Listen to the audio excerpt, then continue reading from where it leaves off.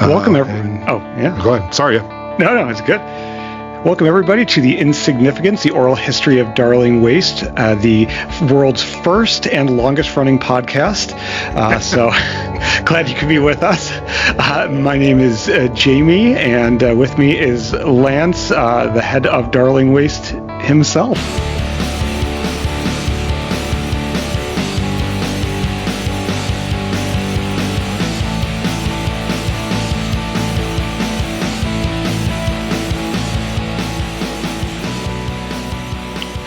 Hello. It was funny because we messed up the intro there because I'm so used to having to coach the living shit out of everyone in my life, and I forgot that we work well together. And when I say, "Hey, you ready to jump in?" You're just like, "Yes, hello, everyone." I was gonna be like, when you said yes, I'm like, "All right, so do you want to go ahead and do the?" It was awesome to be on the same wavelength as someone for once. Right? I love that. I appreciate that. Thank you. Yeah. And we do work very well together. We do. I was actually editing last week's podcast about an hour ago because I just didn't. I just got real into Stranger Things this week and didn't bother to mix anything. So, yeah, there was a couple times where the podcast almost suffers because you and I have such a shorthand that if you're not hip to what we're saying, we just kind of breeze through. You were like, yeah, if we cut 4 out of this and we can use that 4 to build up later in the B. And then, it's like the 4 we're talking about are bars, and a bar is, we're very fast with our lingo and stuff. So how are you feeling? I know you were sick. Good. Yeah, no, I'm fine.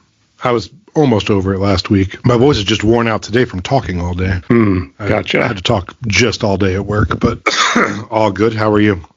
I am good. Work is insanely way too busy, and way too much stuff is on my plate, so I'm a little drowning, but otherwise doing well. My work is still insanely active, so I might get someone at my door. Okay. I have my lights off and my curtains closed. I'll pretend to be a recruit that you're interviewing for a position. But if they knock, I will probably answer. So you're back to the SM57? Yeah. So I felt like I was losing my mind. I had to literally get my friends in a room, and they were like laughing. I was teaching them audio. Like no one could hear the quality difference but me. So it's fine. Like, I think the podcast will be okay. I haven't put it out yet because I was working on trying. So basically, your setup sounds good and is very full and round and bassy. And so is mine, even though mine's a little less than yours because it's just 57. But my voice is so low that I just scoop both of our low ends out a little bit in EQ, throw some, limiters and maximizers and, compressors on it, call it a day. My headset was so tinny that for me to be happy with the way my voice sounded, you were like, and then to get you where I liked you, I was on like an old time radio. I didn't know that. I'm just on these crappy earbuds. So I think everyone else is too, and they also don't hear the difference.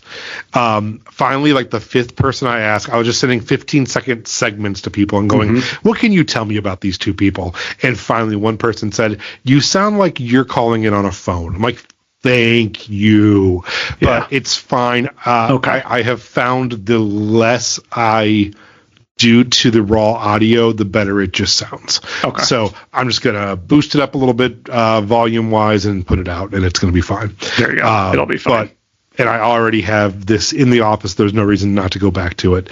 So I do have a little bit at the top in what I call the housekeeping section. Spotify Wrapped came out this week. Are you familiar with Spotify Wrapped? Vaguely. So for yes, Spotify everybody, users, by the way, I am that old that I'm only vaguely aware of that. No, I think you don't use Spotify, right? Or don't you use something else? I literally still buy CDs. I still buy CDs. I rip MP3s off of them and I put MP3s on my iPhone. Yes, because I still like to own physical media. Actually, I've been mostly buying LPs lately. We'll have to go through. We'll have to do our 5 favorite records or something. Thing. Yeah. I have some that I love as well. So at the end of every year, but it's weird because they do it like the beginning of December. So December is like this weird no man's land where you can listen to whatever you want because Spotify isn't watching. And they don't include it on next year's? As far as I know, they don't, but maybe they do. I don't know. Wow, but month year. Right. Yeah. So Spotify puts out a thing that says this is what you listen to this year. Mine is always the same. I wish I could grow as a human. I do listen to lots of new stuff, but just not nearly as much as the 5 things that I listen to. So my Spotify rap is always the exact same every year. It's always Radiohead. It's always Jay-Z. It's always Lana Del Rey. Those are my 3 that are just my go-tos. Okay. But anyway, Spotify for artists also does a Wrapped to tell you about your year as an artist. So Darling Waste got our Spotify Wrapped. Obviously, they haven't been very good for several years because we haven't existed, so we haven't bothered to do anything. We're up 35% over last year. And we got added to 77 playlists this year, which is cool. Our top countries are United States, United Kingdom, Australia, Canada, right? That all makes sense. Mexico is the 5th. The thing I love about that is that means there's no bots listening to us because when you look at any band's Spotify, it's like United States, Thailand, China, like all these places where money is cheap and you could just bot the shit out of things. So that makes me happy that no one's botting us or we're not on weird playlists. Top 3 albums this year for Darling Waste. Manifest Destiny Rebellion, which it always is, but it more this year is the 20th anniversary. The new one, Once More with Feeling, which I put out, which is just a collection of B-sides and rarities. The 3rd most popular album is Truth About Lies, which is never in the top 5, and it's because of this podcast. I love that. Yeah, so it is in 3rd, which is hilarious. And do you want to guess? So Spotify this year, every year they have a little I don't know how to say it, theme. And this year they kind of labeled some of your songs, like this one's the party starter, this one's the, whatever. Do you want to guess what the shared treasure is, which is the song that skyrocketed this year that Spotify's like, what's going on with this song? I couldn't even begin to guess. Instrumental. No. Yeah. See, how did you see it? Yeah, Instrumental is our top skyrocketing popular song that everyone's sharing. Because world's worst attempt at piano playing by me. So that was our big skyrocketing song this year was Instrumental off the first record because everyone's listening to the first episode of the podcast. So. I feel terrible for the state of the music industry at this point then if that's the number 1 song. I mean, just for us. I want to. Oh no! Number 1 song worldwide in every country. Yeah, it was us and. Oh, cool! My wife. Do you know about the auction site that me and my wife are addicted to? Have I told you about that? No, but this sounds like a good thing. So there's an auction site that we have found that's local. It's like a local auction site, and they have constant auctions. Anyway, I've bought things for my basement bar, cabinets where they have the boxes broken, and he's got to hope that it's not destroyed. $8, and I get this huge curio cabinet, and the baseboard's broken. I just put a new board in, and we got $8, So we bought tons of stuff like that. Sometimes you just gotta throw it away. You're like, no, that one's just garbage. As a joke last week, I was on there. And I'm like, they're selling 25 pounds of Laffy Taffy for $1. And she's like, you should bid on it. I'm like, I'm going to. It's just grape. Let's buy 25 pounds of grape Laffy Taffy. Then I started looking, I'm like, yo, there's 70 of these. So I bought 200 pounds of Laffy Taffy in grape, watermelon, and cherry for $6. And they're just in our living room right now, just stacks them. And so everywhere I go, I'm like, have some Laffy Taffy, have some Laffy Taffy. So I'm just like the Laffy Taffy man now. Wow. It was like $6 investment for all the Laffy Taffy you could ever possibly want. My children just walk around with Laffy Taffy hanging out of their mouth at all times now. You see, this is what the internet is meant for and great at. Right. Like all this whole like, I don't even know, like AI shit. Like, no. That's just ruining the internet. The internet is about buying 200 pounds of Laffy Taffy for $6. Yeah. Like, that's absolutely the height of technology right there. So, yeah, my wife just bought, she's like, I forgot to tell you, last night, 100 comic book boards were on there for $1. And she's like, there was 2 of them, so I bid and no one else bid. So we just got 200 comic book boards for $2. Nice. So when we experience the great Laffy Taffy plague of 2025, we'll know where patient zero was. Yeah, or the opposite. When the government outlaws Laffy Taffy, I will be king. Yes. The more likely of the 2 outcomes. King Laffy Taffy. So, for this episode, I thought we could talk about 1034 Records a little bit. I think we have to talk about that scene. I don't know if it'll come up today. I was doing a deep dive into sort of some of the history of emo relative to some other stuff that I want to talk about at some point to get today or a later episode. But as I was doing that, I was really thinking about, that Long Island scene and the Midwest scene and and just thinking about what you were putting together at this exact juncture, 2003, 2004, like what was going on and what you were trying to do with these bands. I think it's completely appropriate to bring that up. It's weird because it's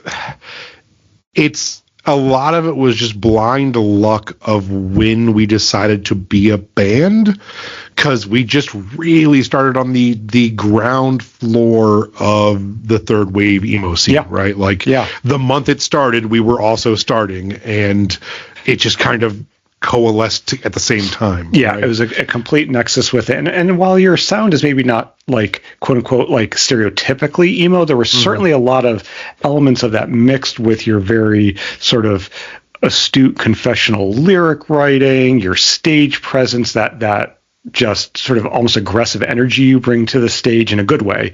And so even if the music blended some more of the like grungy, poppy stuff from the 90s in, I think it still very much fit within that genre. But then the bands that were in high school locally that you and I were sort of cultivating in different ways, very much picked up that more traditional third wave and created a cool little scene. And I was trying to think this week, and I did a little bit of duck going, or whatever you're going to call it now.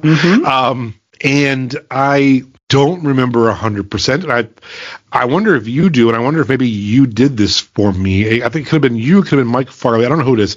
Anyway, somehow, and again, at the time I probably thought this is normal, this is how life is. Someone made me a judge of the high school rock off. And I was like 21 or 22. I think that was Mike.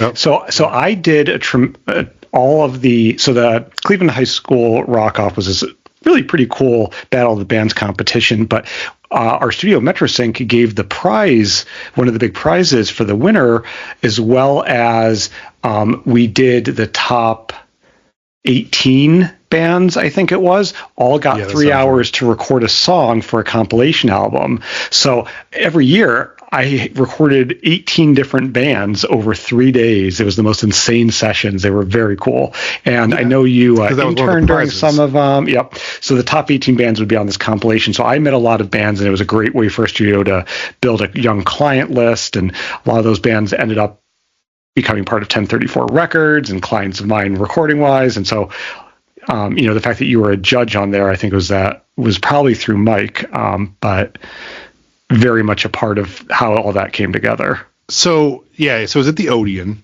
most years. My band in high school played.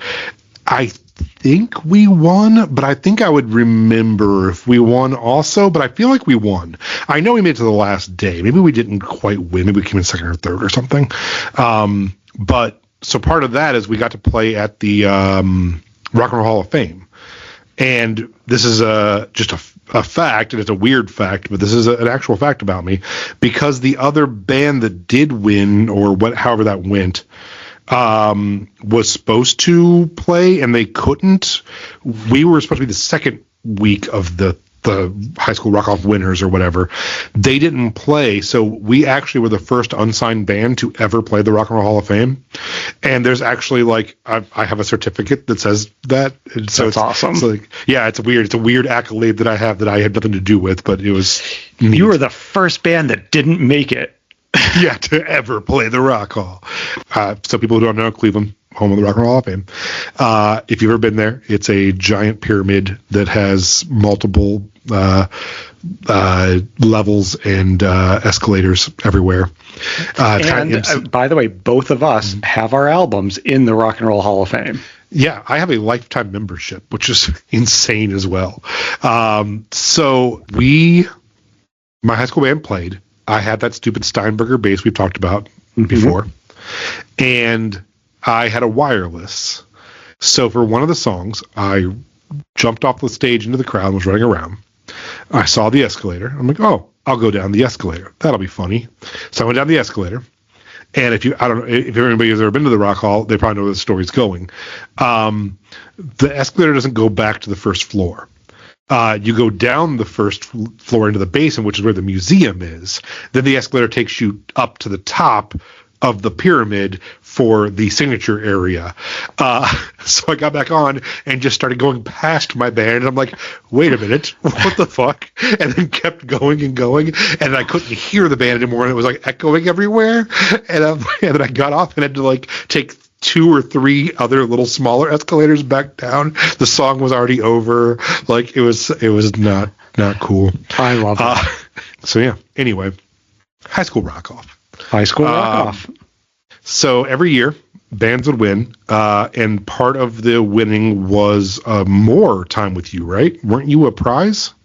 I think we were a prize, at least some of the years. I mean, certainly those top 18 each got 3 hours of recording, and we would do one song in that time. Plus, we mix and master it after the fact free for them. So, yeah. Yes. So I got to go and judge, I believe it was the finals or semifinals and finals. I was there like 2 weeks in a row, and got to meet all the bands and just fell in love with Johnny Psycho. That was the for beginning and end of it. There is Johnny Psycho blew everyone away. They had won the year before as juniors, and now they were seniors. And every other band was like, hi, we're playing some songs. They came out. They played a medley. They never stopped. The songs never stopped. They were just, I mean, as good as a national act. He knew how to do it and do it on stage. Like he was legit. Yeah, so Johnny Psycho was very much in the early AFI or Tiger Army, that psychobilly goth punk kind of thing. Very, very, very good band. And then the Skanktronics were also there that day. And I know Delay also played that all in that one day I met all of those bands, possibly IMperfect as well, but for sure those 3. So yeah, so I started talking to them all, and if there's one thing that I do, it's connect everyone together and see how it can benefit everyone or something. So yeah, I don't know when I had the idea. I just started a record label with these bands. Do you have anything you want to jump in on that? Well, and so not only were I working on with these bands as finalists from the Rock Off and recording them and trying to help get them affordable ways to record their albums and stuff like that, and you were working on trying to help them really like sell these albums, book shows, book concerts, really create a lot of synergy there. At the same time, you and I were doing all that work on MySpace really. I don't know whether the MySpace version of 1034 Records started, whether with the local bands, but we started doing those sort of Battle of the Bands competitions on MySpace as well, and trying to recruit talent that way. And of course, you made quite a few connections with people that way that have been a big part of your career. But 1034 was the nexus for that as well. Yeah, so we definitely, so I think the deal basically for the first couple bands was, you're going to get these, you're going to go meet Jamie. You're going to get these 3 hours, see what you think. And then I was helping them. You were helping them with rates. I was helping pay for it. We were getting them on shows. And then one of the things, at least the first couple of years that we were really big into, was we were doing Warped Tour CD compilations, where I would make 100 CDRs of our bands and give them out at Warped Tour and stuff as well. So the first 4 official bands, obviously Darling Waste, the Skanktronics, IMperfect, which surprised me, but I found a freezed, like, Wayback Machine version of 1034.com, and it said our first 4 bands are these bands, so that had to be it. And then Jeremiah's band, 5th of October. Gotcha. And then about 6 months later, I found a post that also mentioned Johnny Psycho, Delay, the Margot Catcher, and Saving Adonis. So those are our 8. And then the next year, we signed Ruet Caelum, was our big signing. Yeah. And then Henry James. Not Another Found Self. Was that? Yep, that's it. Yep. Yeah. Okay. Good job. Time. I mean, Julian was really like, what's his name from Coheed if you were trying to sing dashboard songs. Yeah, very much. He sounds, and he was before these bands, but I mean, a good jumping off point would be like Pierce the Veil, like very high, great range with just a ton of that squelch and, really good vocalist. So was that the band that used the scratch copy of the master disc to... No, nope. They're not on here either. That's, I could grab my binder and will you? Always. Yeah. Is that okay? I'm so glad your life is put together enough that you still have I can walk 10 feet and find the thing. It is literally the entire binder of my entire recording career. I've got a mostly mostly chronological list. I love it. So 03, what'd you do? 03. Margot Catcher, Middle of the Blue, so my post-college band's first album. Darling Waste, Truth About Lies. The Yeshiva Boys Choir, not signed to 1034. We tried. They wanted too much money. Delay, Tuned Out was their album. Yep. High School Rock Off Volume 5, obviously. Nice. Andrew Carlson. Oh, I do remember Andrew Carlson. He wanted on your label, but I don't think it was Skanktronics. Yeah. There was an unreleased EP. Yeah, so that's the one. I think what do you mean unreleased? We released that. That's what it says is unreleased, but who knows? I could be off. Okay, so we can confirm then that Delay was the first album probably put out by it. Well, did Middle of the Blue come out before the Darling Waste record? Middle of the Blue was released before my daughter was born. Oh wow! At the end of 2003. So yeah, me and you put out albums almost right about the same time. Yeah. Okay. Do you remember Delay at all? So 2 brothers, I believe they were twins. Very fast pop punk stuff. They were from Olmsted Falls. They were straight edge as well. They had a thing called Circle of Friends, the COF, where they would all draw circles on their hands, and there was like 150 of these motherfuckers. Everywhere you went was COF in Cleveland. Just a big positive youth movement kind of band. And also, I think it was their singer. I watched him. He's the only person I've ever seen be able to... Yes, there it is. Yep. I think his name might be Austin, but I don't know for sure. I watched him... outside of the Agora, outside of Metrosync. We were all just taking a break outside. Jump up and grab hold of those green bars. I know exactly the story. And he could swing and let go and grab the next one. And there had to be 10 feet between them. It was bananas. Now that I'm looking at the picture of him and hearing that story, I'm like, I remember that level of hyperactivity. Yeah, they were super, super hyper, very fast. I would compare them to Bouncing Souls would be a good comparison. Just fast skate punk. Do you remember the Skanktronics? I feel like I hung out with all these kids a lot more than you did. Yes, yeah. I certainly remember the Skanktronics. By the way, I found the Flukes album. That was the one that was... Flukes! Yeah. What's that called? Battered Dog is the album. Sure. But isn't that the one that was... That skips. Copy, that skips, yeah. Okay, so what do you remember about the Skanktronics? Very little, other than it wasn't my style of music. So the Skanktronics, even though they were high schoolers, had a pretty big hit CD called Drop Your Drink and Skank. And then, so they, like, literally, people, when we signed them, I was getting, like, emails from grown adult people across the country being like, did you really sign the Skanktronics? When's their next album? I mean, people, like, really fucking liked them. And then they found out about Thursday, the band. And half the band were like, fuck ska, we're playing Thursday music now. And there was a big internal fight. They dropped the horn section. And they had a song that I'm not going to remember the name of. They came into the studio to do it, and they knocked it out almost instantly. They just went in, and they were tight, and they played it, and we still had like 5 hours of time. I think I booked them 8 hours for a song, and it took them like 3.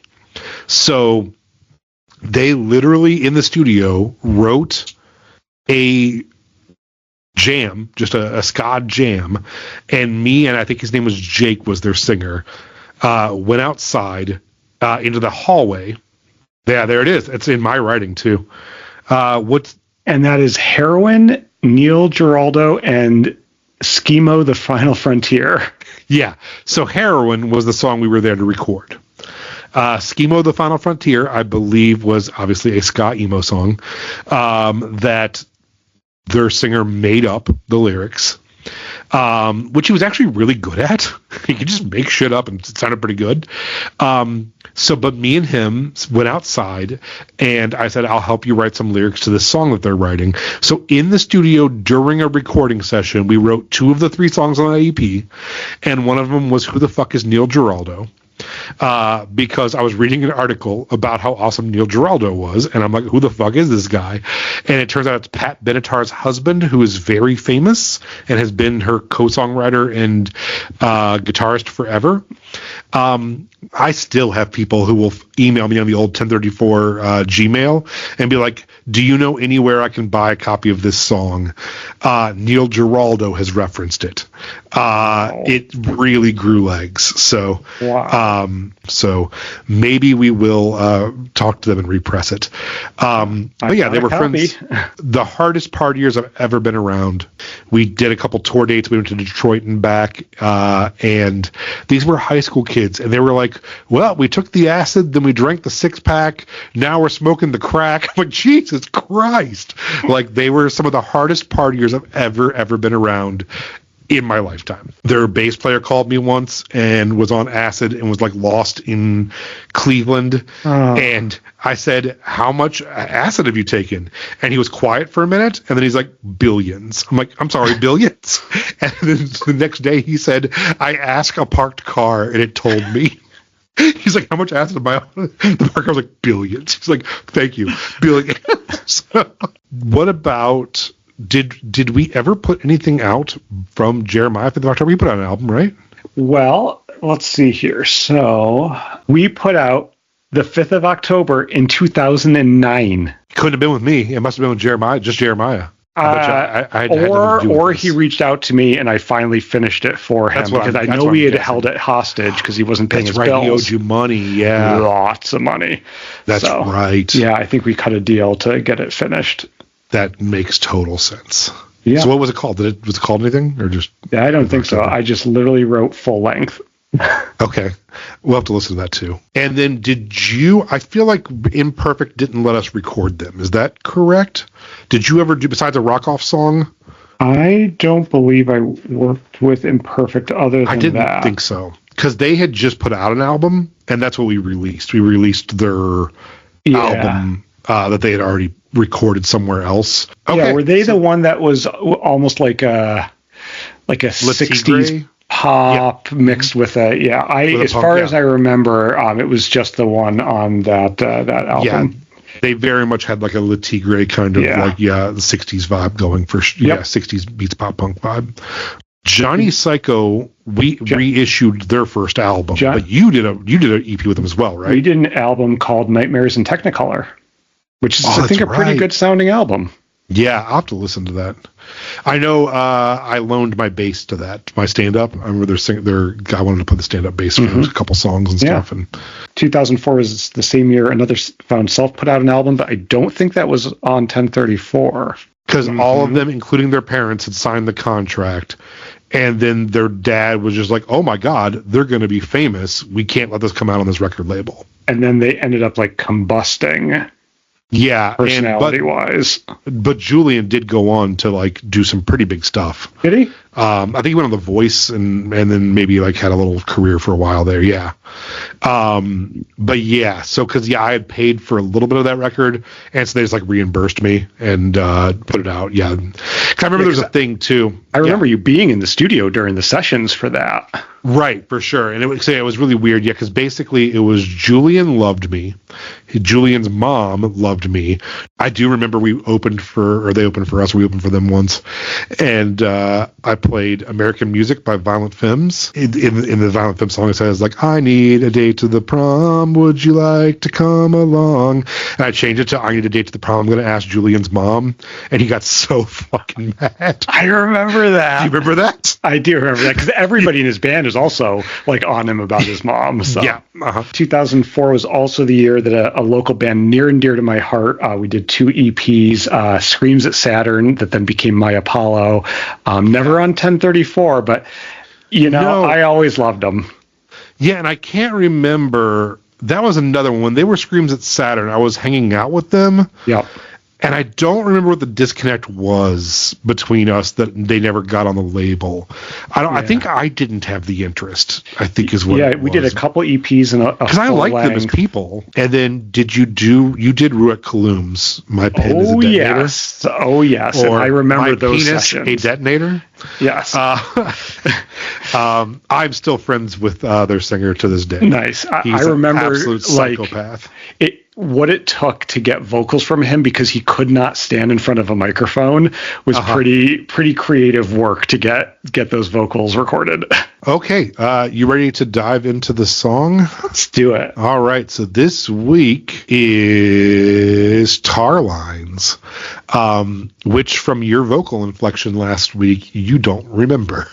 I did not remember it, and upon listening to it, did not remember it. Yeah, because I was listening to the edit. You go, next week is Tar Lines? Like, with utmost confidence. Yep, that sounds about right. So this song is incredibly early Darling Waste. Okay.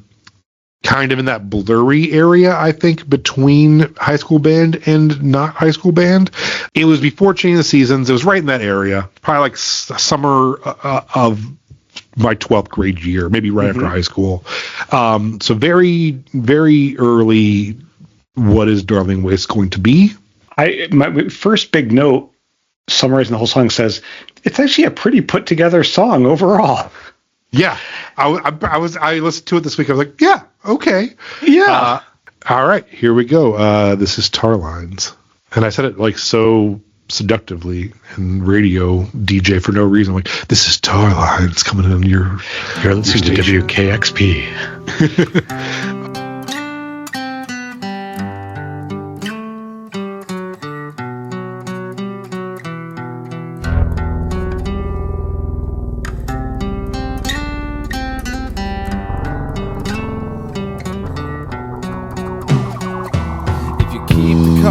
Constant speed, but past the tar lines rhythmically. And I'm staring up at the passing trees, and I'm mesmerized by your scene. And it seems so surreal, it seems like a dream. And I know things aren't what they seem. And for once we are happy, and for once we're not arguing. Okay, so just the intro. Do you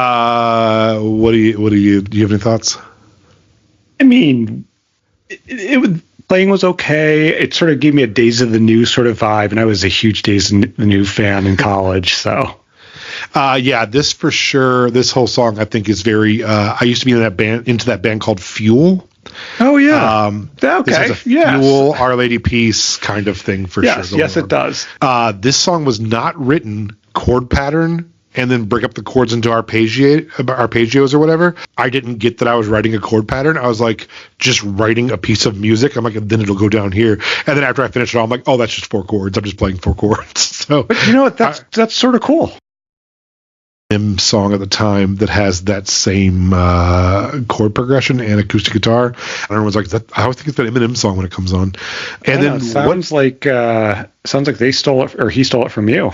So first verse, lyrically, I do recall writing these lyrics, and it was from an actual place of truth. I literally was driving around with this girl, and I was getting annoyed because she would speed up or slow down, and it was wrecking the rhythmic hitting of the tar lines that we were going over, and I was like vibing with the tar line hits, and I was like, come on, stop speeding up and slowing down. I don't care if we wreck, I want the vibe of this. So I don't mind the lyrics, but I will say I don't know if I ever got away from this, where I really wrote 4 rhyming lines per verse and per chorus forever. And this gets really, you can tell this was written like I mean, I'm not going to be like, it's a poem, but it was like written lyrics first, and you can tell that they just get wedged in there.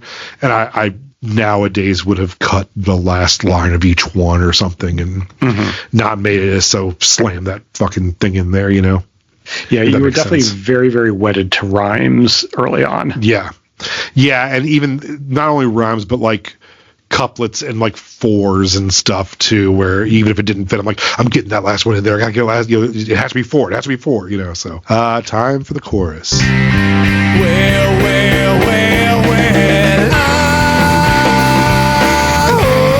I know that things would always be this way, and I know that we won't ever be the same, and I always knew that there would be a day when I would say, well, I can't take this anymore. Well, I can't take this anymore. Well, I can't take this anymore. So, you know, overall, I'm okay with the chorus. I like the backing vocals. I think they help. I feel like that little ending, the I can't take this anymore, it's very sort of switches to like a Counting Crows vibe, whereas the rest was sort of a little bit different in that alt-rocky side of things. I do wish, I think it's the first and third lines, there's an accent in the beginning of each vocal line that I wish the whole band, including the drummer, had sort of hit a little together. I think that could have been a nice little moment. But I also will say that when this song was written, I had the I and then nothing for these choruses. And I remember having like 60 different versions of these, to the point where I still don't know what I sing on these choruses. I just knew I was saying, I can't take this anymore. And like, I had to just like throw some words in the middle there. So, you know, not my favorite, not a memorable chorus. Okay. Verse 2, which also, just spoilers, I don't have lyrics for. I never got this song lyrically, except for the first verse. I had a first verse, and then I wrote and that was it. And then the rest of the song I was like, fill shit in. I don't know. So I hate this verse. It's all just a game. Why won't you admit it? It's all such a shame. There's nowhere to fit in, and you feel used, and you're afflicted, and you've been abused, and now you're addicted to. Well.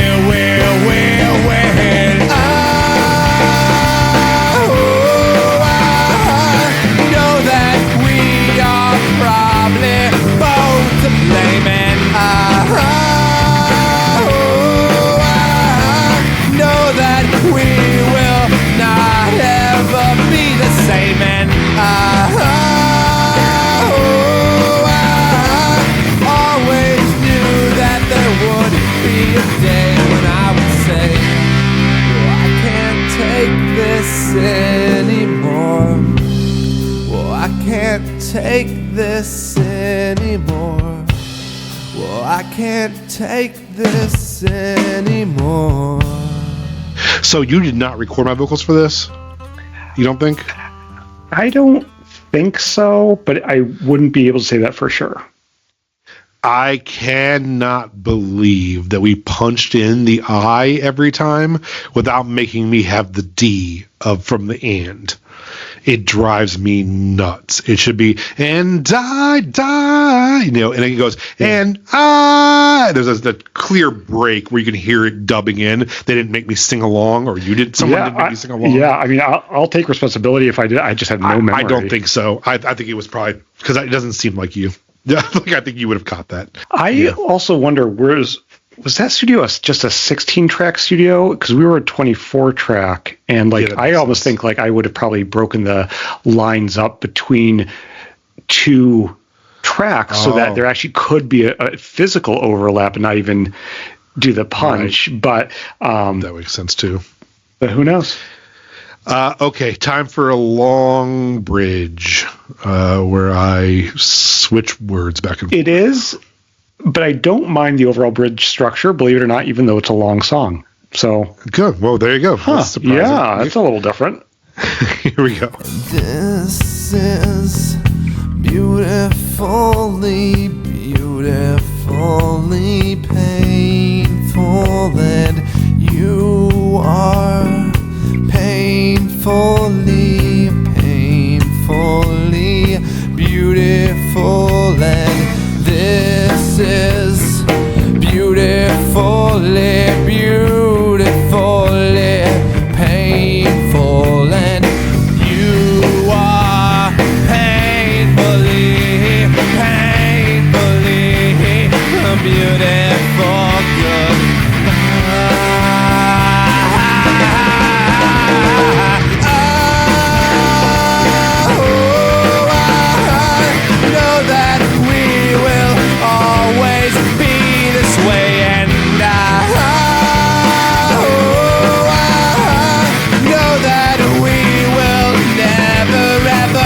Same, and I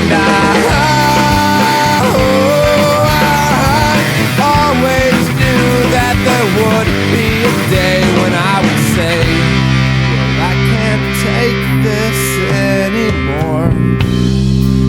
can't take this anymore. Well, I can't take this anymore. So what is it called? I'm sure there's a musical thing. What am I hitting there that every singer in the 90s hit, where it's not the correct note, it's like the note under the correct note? Like, instead of going, and you are painfully, I want painful, I'm like under it, you know what I mean? Yeah. So, I mean, you'd be a half step low on that, and we'd have to really analyze the key signature of the song. Unfortunately, this part is not great to figure out. Is that a half step that's within the key signature, or are we starting to go into diminished territory or seventh territory or something? Yeah, but it was very much that era. Yeah. Yeah, and I don't appreciate it. And I have to say, I don't love your actual vocal tonality in this bridge. It just doesn't sound like you singing to me. No, I sound like a young person trying to sound like an old person. Yeah, and you definitely added, your natural singing is not that 90s Eddie Vedder type thing, and here you're sort of having that affect on it, which you wouldn't normally have. And then I play the MASH theme at the end. I don't know what that was. I don't know what I was making that sound with. I feel like it had to be the Kurzweil, because I don't think I had access to anything else. It might have been. So when I'm looking at, it doesn't list keyboards on here, but it doesn't mean we didn't add just a little something in there at some point. But that does sound very much like a low, just bass sine wave that's then going through some sort of filter. Yeah. So overall, thoughts on this song? I think my thoughts would be that this and a few other songs on this album were more polished and put together, even if I don't like them, than you would expect from an early self-produced album. There's some nuggets within this album, and this is certainly one of them, even though I think, again, like you said, lyrically, the second verse could be rewritten. There could be some differences of, production and stuff like that.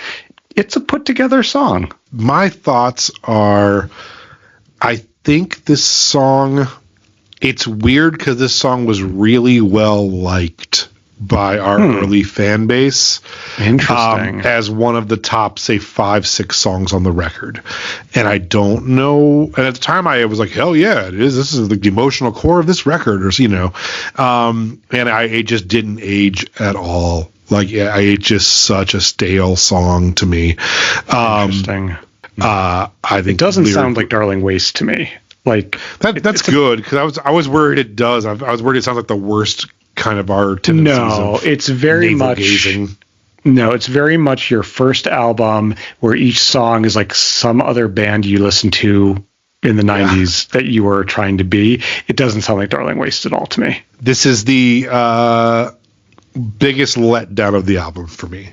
Really? Yeah, I knew the other songs were bad or good, or some of them, like last week's I'm Not Like You, I thought was very bad, and listened, I'm like, I don't love it, but I'll defend it, whatever.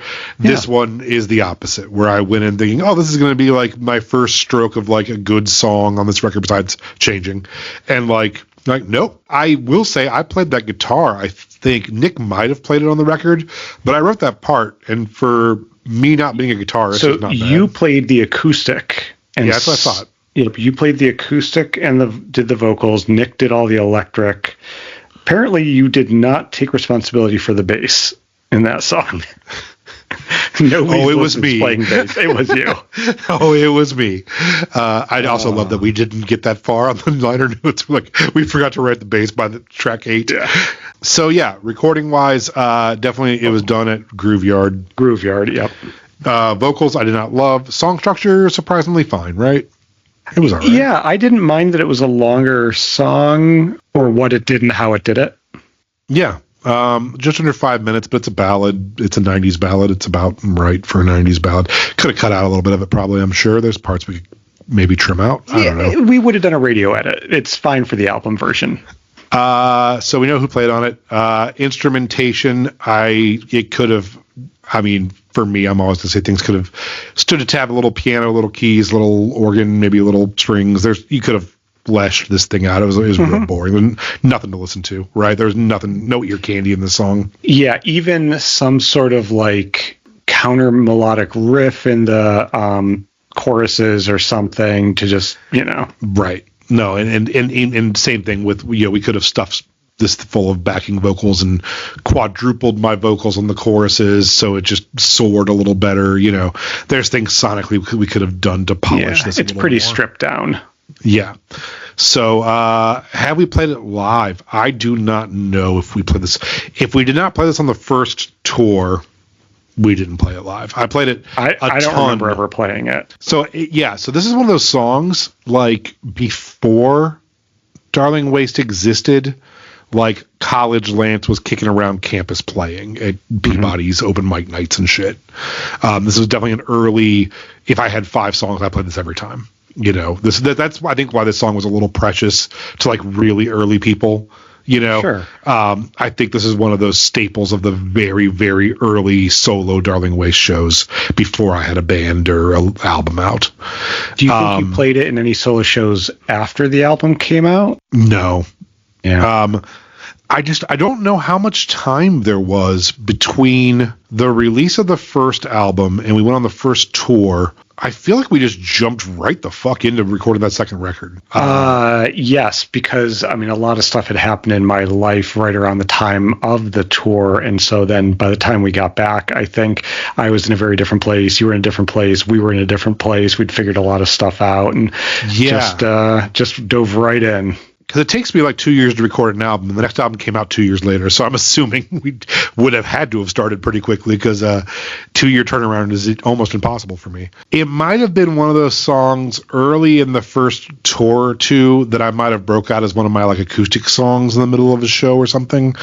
That's the only way I would have lived. Yeah, I do think that maybe Tar Lines lived with changing the seasons on the like now Lance is going to play a couple songs by himself kind of thing.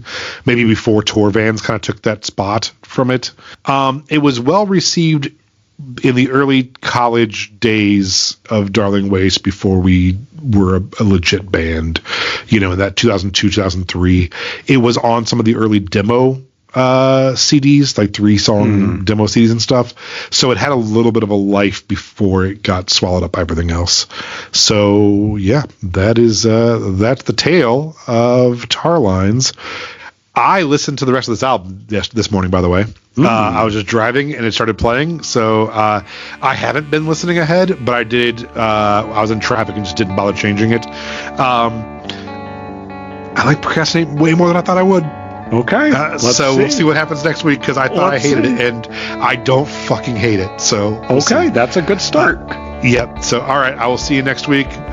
Your hair looks very nice, by the way. I didn't have to say anything. Thank you. It's very full and looking very nice. And, so, yeah, I will see you next week. Have a great week. Love you too. Love you. Yep. See you soon. Bye.